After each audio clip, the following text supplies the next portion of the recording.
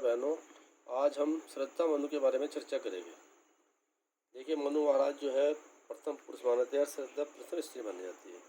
लेकिन जब सृष्टि का अंत हो गया था, जब प्रलय आई, प्रलय में सब कुछ नष्ट हो गया और जब शांत हुआ, तब मनु महाराज जो है प्रलय की स्थिति शांत हो जाने पर प्रकृति की हरियाली की और आशावादी दृष्टि से देख रहे हैं। एक दिन वे एकांत में बैठ करके अपनी एकाकी दशा पर विचार कर रहे थे। अचानक किसी के मधुर स्वर ने उन्हें चौंका दिया। वह मधुर स्वर श्रद्धा का था। श्रद्धा ने मनु से मधुर वाणी में जो कहा वही इन पंक्तियों में वर्णन किया गया। कौन तुम संसरती जल निधि तीर, तरंगों से फेंकी मणि एक, कर रहे निर्जन का चुपचाप, प्रभा की धारा से अभिषेक।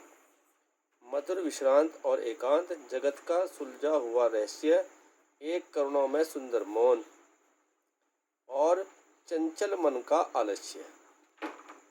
देखिए, श्रद्धा जो है मनु महाराज से कह रही है, क्योंकि मनु महाराज हीरा महल पर अकेले बैठे हुए हैं और श्रद्धा के लिए वह अपरिचित है। श्रद्धा उधर से घूमती हुई निकल रही है।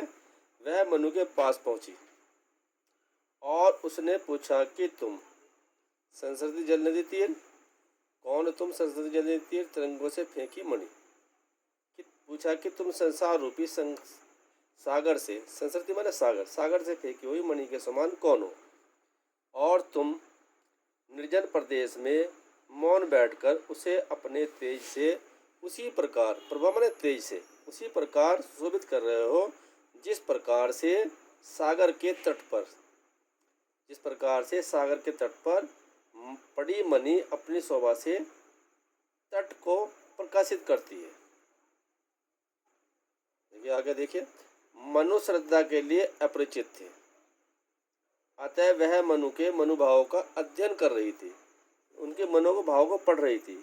मनु से उसने कहा कि तुम मधुरता, मधुर विश्रांत और एकांत, जगत का सुलझा हुआ रहस्य कि मधुरता, थकावट और नीरवतामय संसार में एक सुलझे हुए रहस्य से लगते हो, फिर भी तुम्हारे मुख के भाव पढ़ने में कोई कठिनाई नहीं हो रही, अतः सुलझे हुए प्रतीत से हो रहे हो। तुम्हारी आकृति पर देखिए, एक करुणा में सुंदर मौन और चंचल मन का आलस्य, तुम्हारी आकृति पर करुणा की छाप है, इसलिए तुम्हारा मौन अपनी ओर खींचता है। तुम्हें मौन बैठा देखकर ऐसा लगता है मानो तुम्हारे चंचल मन ने आलस्य का रूप ग्रहण कर लिया हो। और सुना यह मनु ने मधुर गुंजार, मधुकरी सा का सा सब जब आनंद। और जैसे ही उन्होंने श्रद्धा के ये सब सुने तो उन्हें ऐसा लगा कि जैसे कोई भ्रमरी जो है गुंजार रही हो, और उस गुंजार से मनु महाराज को आनंद मिलने लगा कि ये मुख नीचा कमल समान, प्रथम कवि का जो सुंदर छंद। मनु महाराज जो है कमल के समान मुख को अपने नीचा किए हुए थे। तभी उन्होंने श्रद्धा की आवाज़ को सुना और श्रद्धा की आवाज़ उन्हें ऐसा लगा जैसे जो है वाल्मीकि प्रथम कवि है, उनका प्रथम छंद जो है वह सुनाया जा रहा हो। एक झटका सा लगा सहर्ष, तभी उन्हें आनंद का एक झटका सा महसूस हुआ। निखरने लगे लुटे से कौन, गा रहा है सुंदर संगीत। और मनु महाराज जैसे जो है लुटे से हो गए और उन्हें ये मोहित से हो गए, और उन्हें यह आश्चर्य हो रहा कि यह सुंदर गीत कौन गा रहा है।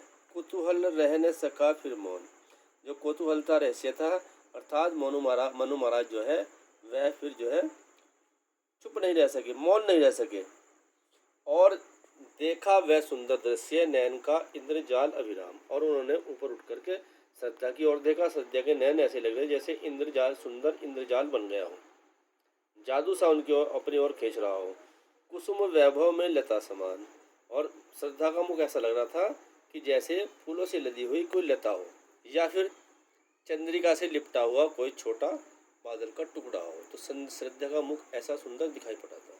तो भैया बहनों, आज यहीं तक, आगे जो है अगले टर्न।